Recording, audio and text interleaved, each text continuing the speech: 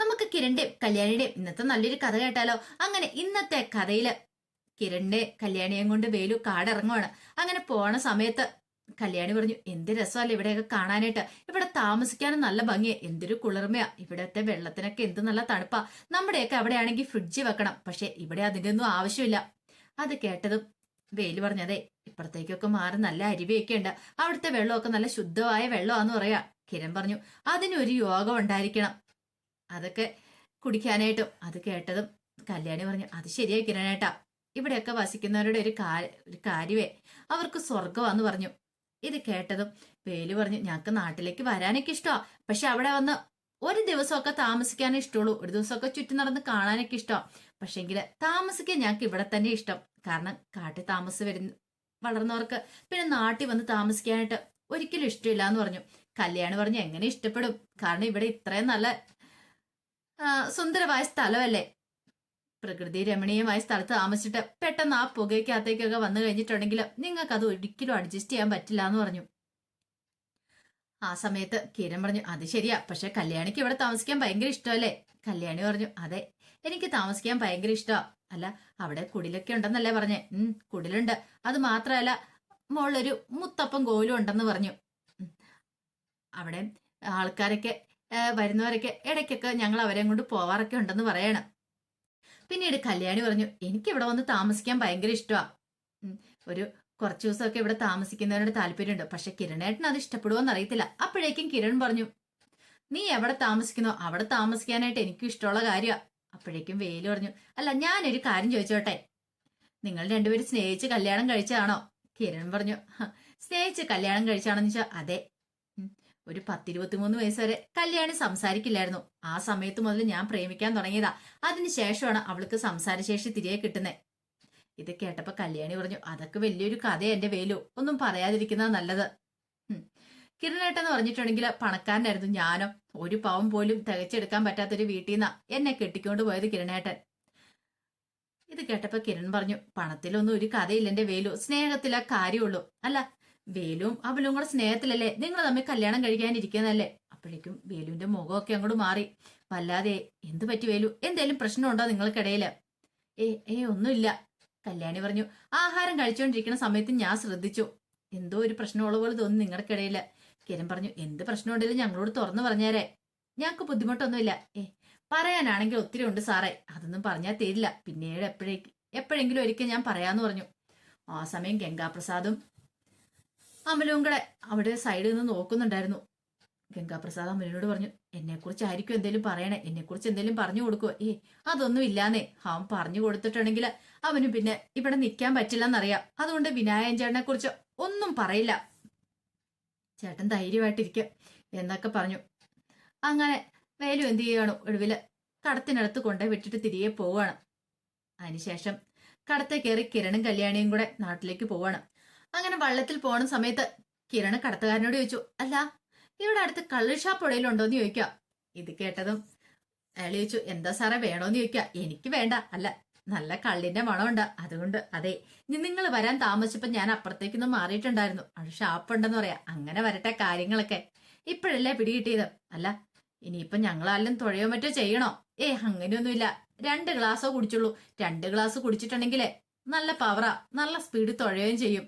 ഇത് കേട്ടപ്പോ കല്യാണി പറഞ്ഞു, ഇത്ര സ്ഥിരമാക്കേണ്ടതില്ല, അതൊന്നും പ്രശ്നമില്ലാന്നേ. നിങ്ങൾക്കറിയാവോ, ഈ പറയുന്ന വേലു ഉണ്ടല്ലോ നിങ്ങക്ക് തേൻ തന്നെ, വേലു ഞാനും ഇടയ്ക്ക് കൂടാറുണ്ട്. വേലു കള്ളു കുടിക്കുക? അങ്ങനെയൊന്നുമില്ല, ഇടയ്ക്ക് എപ്പോഴും നാട്ടിലേക്ക് തേനും കൂടെ വരും, കുറെ പൈസ കിട്ടുന്ന സമയത്ത് അവന് ഞാനും കൂടെ പോകും, അവൻ 2 ഗ്ലാസ് കുടിക്കുള്ളൂ. പക്ഷേ അവൻ കെട്ടാൻ പോകുന്ന പെണ്ണുംകുട്ടി ഉണ്ടല്ലോ, മൂപ്പന്റെ മോള്, അവളെ അവന് ഭയങ്കര പേടിയാ. അവൻ എന്ത് ചെയ്യും, കാട്ടിലേക്ക് കയറുന്ന സമയത്ത് ഒരു പച്ചിലയുണ്ട്, അതെടുത്ത് ചവയ്ക്കും, അല്ലെങ്കിലുണ്ടല്ലോ മണം അങ്ങനെ അടിച്ച അവൾ ഒരു 3 അടി മാറ്റി അവനെ നിർത്തത്തുള്ളൂ, ആ ഒരു പേടി അവനുണ്ടെന്ന് പറയാ. ഇത് കേട്ടതും കല്യാണി പറഞ്ഞു, അത് പിന്നെ മദ്യപിച്ച് എന്നിട്ടുണ്ടെങ്കിൽ ഏത് ഭാര്യമാർക്കാ ഇഷ്ടപ്പെടുന്നേ, അവർക്ക് ഇഷ്ടമുള്ള കാര്യമല്ലോ അതൊന്നും. അത് കേട്ടപ്പോ കിരൺ പറഞ്ഞു, അത് ശരിയായിട്ടുള്ള കാര്യ, പക്ഷെ പറഞ്ഞിട്ട് കാര്യമില്ല, ഇത്തിരി മദ്യപിക്കുന്നവർക്ക് അത് ചെന്നില്ലെങ്കിലാ പ്രശ്നമുള്ളേന്ന് പറഞ്ഞു. ഇത്തിരി കഴിഞ്ഞപ്പോ ഗംഗാപ്രസാദിനെയും കൂട്ടിക്കൊണ്ട് അമല് വീട്ടിലേക്ക് ചെല്ലുവാണ്. ആ സമയം മൂപ്പനും ഭാര്യയും കൂടെ ഉണ്ട്. അവരുടെ അടുത്ത് എന്ന് കഴിഞ്ഞപ്പോഴത്തേനും മൂപ്പൻ പറഞ്ഞു, മോളെ, അവര് പോയ സമയത്ത് നിങ്ങളെ അന്വേഷിച്ചിട്ടുണ്ടായിരുന്നു, നിന്നെ അന്വേഷിച്ചിട്ടുണ്ടായിരുന്നു പറയണം. അത് കേട്ടപ്പോ അമല് ചോദിച്ചു, എന്നെ എന്തിനാ അന്വേഷിക്കുന്നേ? അതെന്തിനാന്ന് അറിയത്തില്ല. അച്ഛാ, ഒരു കാര്യം ഞാൻ പറയാം, അവര് വിനായകൻ ചേട്ടനെ അന്വേഷിച്ച് വന്നാന്ന് തോന്നേ. വിനായകനെ എന്തിന്? മുമ്പേ ഇതിനു മുമ്പ് അവരെ ഞാൻ കണ്ടിട്ടുണ്ട്. ആ വന്ന അയാളുണ്ടല്ലോ, അയാളെ കാട്ടി വെച്ച് കണ്ടു. അന്ന് അയാളോടൊപ്പം വേറെ രണ്ടുപേരായിരുന്നു ഉണ്ടായിരുന്നേ. അന്ന് വിനായകൻ ചേട്ടനെ അറിയാവുന്നൊക്കെ എന്നോട് ചോദിച്ചാ. ഇതിനകത്ത് എന്തോ ഒരു ചതിയുണ്ട് അച്ഛാ. ശരിക്കും അവരന്വേഷിച്ച് വരുന്ന തേനിന് വേണ്ടിയിട്ടല്ല, വിനായകൻ ചേട്ടനെ അന്വേഷിച്ച് വന്നത് തന്നെയാ. വേലു അതിൽ കൂട്ടു നിൽക്കുന്ന. വേലു അവരെ ഇങ്ങോട്ടേക്ക് വിളിച്ചോണ്ട് വന്ന ചെല്ലു ലക്ഷ്യങ്ങളോട് കൂടിയിട്ടാ. അത് കേട്ടതും മൂപ്പന്റെ ഭാര്യ പറഞ്ഞു, അങ്ങനെയൊന്നും ആയിരിക്കില്ല, അവൻ പാവല്ലേ, പാവാണ് പോലും. ശരിക്കും ഇവിടെ വിളിച്ചോണ്ട് വരുന്നത് എന്തിനാന്നറിയാവോ? വിനായകൻ ചേട്ടനെ കണ്ടോട്ടെന്ന് വിചാരിച്ച. അതുകൊണ്ട് ഞാൻ വിനായകൻ ചേട്ടനെ കൊണ്ട് ഇവിടുന്ന് അങ്ങോട്ട് മാറിയതായിരുന്നു. വിനായകൻ ചേട്ടനെ കണ്ട പ്രശ്നമാവൂലോ. അവൻ അങ്ങനെ ഒറ്റക്കൊടുക്കത്തൊന്നും ഇല്ലാന്നേ. പറയാൻ പറ്റില്ല. അവന്റെ സ്വഭാവം, വേലുവിന്റെ സ്വഭാവം നമ്മൾ ഉദ്ദേശിക്കുന്ന പോലെ ഒന്നും അല്ല അച്ഛാ. അതും പറഞ്ഞിട്ട് വേലുവിനെ വളരെ മോശമായിട്ട് ചിത്രീകരിക്കുകയാണ് മൂപ്പത്തിന്റെ മുന്നില്. ആ സമയത്ത് വേലു അങ്ങോട്ട് വന്നു. വേലുവിനെ കണ്ടു കഴിഞ്ഞപ്പോഴത്തേനും മൂപ്പൻ ചെന്നിട്ട് ചോദിച്ചു, എടാ സത്യം പറ, നീ എന്തിനാ അവരെ ഇങ്ങോട്ട് കൂട്ടിക്കൊണ്ട് വന്നേന്ന് ചോദിക്കുകയാണ്. എന്താ മാമൻ എന്ത് വർത്താനാ പറയണേ? ഞാൻ പറഞ്ഞല്ലോ, അവര് തേൻ വാങ്ങാൻ വേണ്ടി വന്നതാ. ഇനി ഇങ്ങനത്തെ കച്ചവടമൊന്നും വേണ്ട കേട്ടോ. തേ വേണമെങ്കിൽ നീ അങ്ങോട്ട് കൊണ്ടേ കൊടുത്താൽ മതി. അവരൊന്നും ഇങ്ങോട്ട് വിളിച്ചോണ്ട് വരേണ്ട കാര്യമൊന്നുമില്ല. അപരിചിതരായ ആൾക്കാർ കാട്ടിലേക്ക് വരേണ്ട കാര്യമില്ല. ദേ മാമ, അവര് അപരിചിതരൊന്നും അല്ല. അവര് പാവങ്ങളൊക്കെ ആയിരിക്കും. പക്ഷെ അവര് വന്നിട്ടുണ്ടെങ്കിൽ വിനായകനെ കാണത്തില്ലേ? ഇവിടെ വന്നത് ചിലരൊക്കെ എങ്ങനെയുള്ളവരെന്ന് ആർക്കറിയാം. ചിലപ്പോ കൊടും ക്രിമിനലായിരിക്കും. അത് കേട്ടപ്പോ മൂപ്പൻ പറഞ്ഞു, നീ ആരാ? വിനായകനെ കുറിച്ചാണോ പറയണേ? ഈ പാവം പോയിക്കോട്ടെ, കുറച്ചു ദിവസം കഴിയുമ്പോ ഇത് അങ്ങോട്ട് പോയി കഴിഞ്ഞതിന് ശേഷം നീ അവരെ കൂട്ടിക്കൊണ്ട് വരുവോ? എന്ത് വെള്ളം ചെയ്തു. പക്ഷെ അതിനു മുമ്പ് ഉണ്ടല്ലോ, അങ്ങനെ എന്തേലും സംഭവിച്ചാല്. വേലു ഒന്നും പറഞ്ഞില്ല. രൂക്ഷമായിട്ട് വിനായകനെ നോക്കുവാണ്. പിന്നീട് അങ്ങോട്ട് തിരിയുമ്പത്തേനും മൂപ്പൻ വിളിച്ചു, പറഞ്ഞു ഓർമ്മയുണ്ടല്ലോ, ഇനി ആരെ ഇങ്ങോട്ടേക്ക് വിളിച്ചോണ്ട് വരണ്ട. കേട്ടെന്ന് പറഞ്ഞിട്ട് അങ്ങോട്ട് പോവുകയാണ്. ആ സമയത്ത് മൂപ്പൻ പറഞ്ഞു, നിങ്ങൾ പേടിക്കൊന്നും വേണ്ട. ഉറപ്പായിട്ടും ഇനി അവൻ ആരോടും പറയാനൊന്നും പോകുന്നില്ല. എന്റെ വാക്ക് ധിക്കരിച്ച് എന്താ സംഭവിക്കാൻ പോകുന്ന അവന് നന്നായിട്ടറിയാം. അതുകൊണ്ട് ധൈര്യമായിട്ട് ഇരിക്കാൻ പറഞ്ഞു. അമലു ഗംഗാപ്രസാദിന്റെ കയ്യിലേക്ക് പിടിച്ചിട്ട് പറഞ്ഞു, വാ വിനായകേട്ട, നമുക്ക് അകത്തേക്ക് പോവാന്ന് പറഞ്ഞുകൊണ്ട് അങ്ങനെ അകത്തേക്ക് അങ്ങോട്ട് കൂട്ടിക്കൊണ്ട് പോവാണ്. ഇതേ സമയം രൂപയെ ശാരിയും ചന്ദ്രസാനും കൂടെ സംസാരിക്കുകയാണ്. ചന്ദ്രസാനം പറഞ്ഞു, എന്നാ ക്രിസ്മസ് ഫാദറിന്റെ വേഷത്തിലെത്തിയത് അത് ഗംഗാപ്രസാദ് ആണെന്ന് കല്യാണിമോൾക്ക് ഒരു സംശയമുണ്ട്. രൂപ പറഞ്ഞു, എനിക്കും ആ സംശയം ഇല്ലാതില്ല. അപ്പോഴേക്കും ശാരി പറഞ്ഞു, അല്ല ചിലപ്പോ അവനായിരിക്കും. അവൻ ഒളിയിൽ പോയേക്കുമല്ലേ. അന്ന് അമ്പലത്തിൽ വെച്ച് അവനെ കണ്ടതല്ലേ, പിന്നീട് അവനെ ആരും കണ്ടിട്ടില്ലല്ലോ. ഇത് കേട്ട് കഴിഞ്ഞപ്പോ ചന്ദ്രസേനൻ പറഞ്ഞു, അതെ, നിനക്കറിയത്തില്ലാത്ത പല രഹസ്യങ്ങളും ഉണ്ട് ശാരി. നിന്റെ നാവിലൊന്നും ഇരിക്കത്തില്ല. കാരണം നീ എന്തേലും വിളിച്ചു പറഞ്ഞോണ്ട് കിടക്കും. അതുകൊണ്ട് മാത്രം നിന്നോട് പല കാര്യങ്ങളും പറയാതിരിക്കുന്നേ. അപ്പോഴേക്കും ശാരി ചോദിച്ചു, എന്താ കിരണ് ഗംഗാപ്രസാദിനെ കൊല്ലുവോ മറ്റോ ചെയ്തോ? അപ്പോഴേക്കും ചന്ദ്രസേനൻ പറഞ്ഞു, എന്റെ മോൻ ആരും കൊന്നിട്ടൊന്നും ഇല്ലെന്ന് പറയണ. ആ സമയത്താണ് കിരണും കല്യാണിയും കൂടെ കാട്ടിപ്പോയിട്ട് വീട്ടിലേക്ക് തിരിച്ചെത്തുന്നത്. കിരണും കല്യാണിയും കണ്ടു കഴിഞ്ഞപ്പോഴത്തേനും ചന്ദ്രസേനൻ പറഞ്ഞു, ആഹാ വന്നല്ലോ, തേനൊക്കെ കിട്ടിയോന്ന് ചോദിക്കുക. ഇതേ തേനൊക്കെ കിട്ടി, ബാക്കി എല്ലാവരും കൊടുത്തു. ഇതേ അച്ഛനുള്ളതെന്ന് പറഞ്ഞാൽ കുപ്പി അങ്ങോട്ട് വെക്കുവാണ്. ചന്ദ്രസേനന് സന്തോഷമായി. ഞാൻ ഇച്ചിരി ടേസ്റ്റ് ചെയ്ത് നോക്കാന്ന് പറയാം. അങ്ങനെ ടേസ്റ്റ് ചെയ്ത് നോക്കിയിട്ട് പറഞ്ഞു, കൊള്ളാം, സൂപ്പറാ, ഇത് ഒറിജിനലാന്ന് പറഞ്ഞു. അത് കേട്ടപ്പോ കല്യാണി പറഞ്ഞു, ആ കാട്ടിലൊന്ന് പോണം, അവിടെയുള്ളവരൊക്കെ നല്ല സ്നേഹമുള്ളവരാ, അവിടെ എന്ത് സുഖമാണെന്നറിയാം അവർക്ക് കഴിയാനായിട്ട്. ചന്ദ്രസേനൻ പറഞ്ഞു, അതെ, കാട്ടിൽ താമസിക്കുന്നതിന് പ്രത്യേക സുഖം തന്നെയുണ്ട്. പിന്നെ നാട്ടിലുള്ളവർ ചെന്ന് അതൊക്കെ നശിപ്പിച്ചോണ്ടിരിക്കുമല്ലേ. അങ്ങനെ സംസാരിക്കുന്ന സമയത്ത് ശാരി പറഞ്ഞു, എനിക്ക് പോവാനായിട്ട് ആഗ്രഹമുണ്ട്, കാടൊക്കെ കാണാനായിട്ട് എനിക്കും കൊതിയുണ്ടെന്ന് പറഞ്ഞു. പിന്നീട് ചോദിച്ചു, അല്ല ഈ കാട്ടിൽ കുറെ മൃഗങ്ങളൊക്കെ ഇല്ലേ, അവരെ വല്ല ഉപദ്രവിക്കുകയൊക്കെ ചെയ്യുമോന്ന് ചോദിക്കുക. ചന്ദ്രസേനൻ പറഞ്ഞു, അങ്ങനെ ഉപദ്രവിക്കാറൊന്നുമില്ല. കാട്ടിലുള്ള ആൾക്കാരെയൊക്കെ മൃഗങ്ങൾക്ക് പരിചിതമാണെന്ന് തോന്നേ. പിന്നെ അവർക്കും കാര്യങ്ങളൊക്കെ അറിയാലോ എന്ന് പറയാണ്, എങ്ങനെ മൃഗങ്ങളുടെ മുന്നിൽ ഇടപെടണമെന്ന് ഉള്ളതൊക്കെ.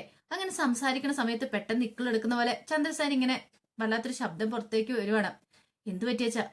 എന്താന്ന് അറിയത്തില്ല. ആ തേൻ കുടിച്ചതിന് ശേഷം വല്ലാതെ നാക്കൊക്കെ പൊള്ളുന്ന പോലെ ഒരു തോന്നൽ വരുന്നുണ്ട്. ആ പറഞ്ഞുകൊണ്ടിരിക്കുന്ന സമയത്ത് തന്നെ ചന്ദ്രസേനന്റെ ആരോഗ്യം മോശമാവാണ്. പെട്ടെന്ന് ഇക്കിളെടുക്കുന്ന പോലെ തോന്നി. തൊണ്ടയെല്ലാം വറ്റി വരളുവാണ്, നാക്കെല്ലാം പൊള്ളുന്ന പോലെ തോന്നുവാണ്. എന്താന്ന് അറിയത്തില്ലട മോനെ, വല്ലാത്തൊരു വെപ്രാളവാ. യാമിനി പെട്ടെന്ന് കുറച്ച് വെള്ളം കുടിക്കാൻ കൊണ്ടുപോവാ എന്ന് രൂപ അലറി വിളിച്ചു പറഞ്ഞു. യാമിനി ഓടിപ്പോയി വെള്ളം എടുത്തുകൊണ്ടൊന്ന് കൊടുക്കുമ്പോഴത്തേനും ഛർദ്ദിക്കാൻ തുടങ്ങി. പിന്നീട് ബ്ലഡൊക്കെ ഛർദ്ദിക്കുവാണ്. എല്ലാവരും പേടിച്ചു പോയി. പെട്ടെന്ന് തന്നെ കിരണും കല്യാണി എല്ലാം പിടിച്ചിട്ട് ഹോസ്പിറ്റലിലേക്ക് കൊണ്ടുപോവാണ്. രൂപയ്ക്ക് ആപ്പാ ടെൻഷനായി. യാമിനി പറഞ്ഞു, കൊച്ചമ്മ ഇനിയിപ്പോ ആ തേനിനകത്ത് വല്ല വിഷവും കലർന്നിട്ടുണ്ടായിരിക്കോ, എന്താന്ന് അറിയത്തില്ലോ എന്ന് പറയണ. അങ്ങനെ ഹോസ്പിറ്റലിൽ കൊണ്ട് നേരെ ICUയിലേക്ക് പ്രവേശിപ്പിക്കുകയാണ്. ചന്ദ്രസേനെ കിരണും കല്യാണിയൊക്കെ ആകെപ്പാടെ വിഷമിച്ച് നിൽക്കുക. എന്താ അച്ഛന് സംഭവിച്ചെന്ന് പോലും അറിയത്തില്ല. അതിന് കാരണം എന്താന്ന് പോലും അവർക്കറിയില്ലായിരുന്നു. പിന്നെ കുറെ സമയം കഴിഞ്ഞപ്പോ കാർത്തിയെ ലക്ഷ്മിയമ്മയും കൂടെ സംസാരിക്കുകയാണ്. ലക്ഷ്മിയമ്മയോട് കാർത്തിയെ പറഞ്ഞു, അല്ല ആ കാട്ടി വെച്ചല്ലേ ഗംഗാപ്രസാദിനെ കൊന്നെന്ന് കിരൺ പറയണേ. എനിക്ക് തോന്നേ അവൻ മരിച്ചിട്ടില്ലാന്ന് തോന്നേ. അതെന്താ അവൾ അങ്ങനെ പറഞ്ഞേ? മിക്കവാറും അവൻ മരിച്ചിട്ടുണ്ടായിരിക്കില്ല. അവൻ ആ കാട്ടിൽ എവിടെയെങ്കിലും കാണും. അവനാണോ തേനിനകത്ത് വിഷം കടത്തിയെന്ന് അറിയത്തില്ല. അവൻ ആ മൂപ്പന്റെ വീട്ടിലുണ്ടോന്നും അറിയത്തില്ലോ. അല്ല, കിരണ് 2-3 വട്ടം പോയതല്ലേ, എന്നിട്ട് അവനെ കണ്ടില്ലല്ലോ. അവന്റെ സ്വഭാവം അമ്മയ്ക്ക് അറിയാൻ പാടില്ലേ? അവൻ വലിയ തന്ത്രശാലിയാ. അവൻ എന്ത് വേണം തന്ത്രം പ്രയോഗിക്കും. അങ്ങനെ ആ വീട്ടിൽ കടന്നു ഓടിയിട്ടുണ്ടെങ്കിലോ, അതുകൊണ്ടാണ് അവര് പറയാത്തതെന്ന് അറിയത്തില്ലല്ലോ. അത് ശരിയാ. അവൻ ഇവിടെ വന്ന് എങ്ങനെ കഴിഞ്ഞെന്നുള്ള കാര്യം നമുക്ക് എല്ലാവർക്കും അറിയാവുന്നതല്ലേ. ഇവിടെ എന്തൊക്കെ തന്ത്രങ്ങൾ എല്ലാവരും പറഞ്ഞു പരത്തിക്കൊണ്ടിരുന്നേ. എന്നിട്ടോ ഒടുവിൽ അവരുടെ കള്ളത്തരങ്ങളൊക്കെ പൊളിഞ്ഞില്ലേ. ഇതുപോലെ ഒന്ന് എന്തെങ്കിലും അവിടെയും പ്രയോഗിച്ച് കാണുമായിരിക്കും. അവരുടെ മുന്നിൽ അവൻ കള്ളത്തരം പറഞ്ഞു കാണും. അവരത് വിശ്വസിച്ച് കാണും. ഒരു പക്ഷെ കാട്ടില് മരിക്കാറായി കിടന്ന ഗംഗാപ്രസാദിനെ മൂപ്പന്റെ ഫാമിലിപ്പെട്ട ആരെങ്കിലോ അല്ലെങ്കിൽ മൂപ്പൻ ആരെങ്കിലും കണ്ടെത്തി കൊണ്ടുപോയി രക്ഷപ്പെടുത്തുവാണെന്ന് അറിയത്തില്ലല്ലോ. അങ്ങനെ രക്ഷപ്പെടുത്തി അവന് ജീവൻ തിരികെ കിട്ടിയെന്ന് അറിയത്തില്ല. മിക്കവാറും അതാവാൻ ചാൻസ് ഉണ്ട്. അങ്ങനെയാണെങ്കിൽ അവനായിരിക്കും ആ തേനിനകത്ത് വിഷം കലർത്തിയിട്ടുണ്ടായിരിക്കാം. ഇത് കേട്ടപ്പോ ലക്ഷ്മി പറഞ്ഞു, ശരിയാ മോളെ, എനിക്കും തോന്നുന്നുണ്ട്. ആ CCTVക്കകത്ത് ആ ഒരു പാപ്പയുടെ പടം തെളിഞ്ഞില്ലേ, ക്രിസ്മസ് പാപ്പയുടെ. അത് കണ്ടിട്ട് എനിക്ക് തോന്നുന്നത് ഗംഗാപ്രസാദ് ആണെന്ന് തോന്നേ. അവനാവാനാണ് ചാൻസ് കൂടുതലെന്ന് പറയണം. അത് കേട്ടപ്പോ കാർത്തി പറഞ്ഞു, എനിക്കും അങ്ങനെ തോന്നുന്നുണ്ടമ്മേന്ന് പറയണ. ഈ സമയം ICUവിന്റെ മുന്നിൽ എന്ത് ചെയ്യണമെന്ന് അറിയത്തില്ലാതെ കിരണും കല്യാണിയും കൂടെ നിൽക്കുകയാണ്. കുറച്ച് കഴിഞ്ഞപ്പോ ഡോക്ടർ ഇറങ്ങി വന്നു. ഡോക്ടർ വന്നു കഴിഞ്ഞപ്പോഴത്തേനും കിരൺ ചോദിച്ചു, എന്തായി ഡോക്ടറെ കാര്യങ്ങള്? ഒന്നും പറയാറായിട്ടില്ല. കുറച്ച് സീരിയസ് ആണെന്ന് പറയണം. സീരിയസോ? അതെ, ഉള്ളിൽ മാരകമായ വിഷം ചെന്നിട്ടുണ്ട്. ലാബ് റിപ്പോർട്ട് വന്നാൽ മാത്രമേ എന്ത് വിഷമാണെന്ന് അറിയാനായിട്ട് സാധിക്കുള്ളൂ. അല്ല ഡോക്ടറെ, ആ തേന് നാക്കിലൊരിച്ചിരി ഒന്ന് പറ്റിച്ചുള്ളൂ. അതെ, വലിയ വിഷം, നല്ല ഉഗ്ര വിഷമാണ്. കാരണം ഒരു പക്ഷെ കാട്ടിലെ മൃഗങ്ങളെ എന്തെങ്കിലും തീർക്കാൻ വേണ്ടി വെച്ചിരുന്ന വിഷമാണോ ആ തേനിനകത്ത് കലർന്നതെന്ന് അറിയത്തില്ല. ലാബ് റിപ്പോർട്ട് വട്ടെ എന്ന് പറഞ്ഞ് ഡോക്ടറോട് പോയി കഴിയുമ്പോൾ എന്ത് ചെയ്യണമെന്ന് അറിയില്ലാതെ കിരണും കല്യാണി അവിടെ നിൽക്കുവാണ്. അപ്പൊ അതിന്റെ വിശേഷങ്ങളൊക്കെ നമ്മളിന്ന് കാണുന്നത്. ഇതിന്റെ ബാക്കി വിശേഷങ്ങളുമായിട്ട് വൈകുന്നേരത്തെ പ്രമോയി വരാട്ടോ. ഒരിക്കൽ കൂടി എല്ലാവർക്കും ശുഭദിനം നേർന്നുകൊണ്ട് നിർത്തുന്നു.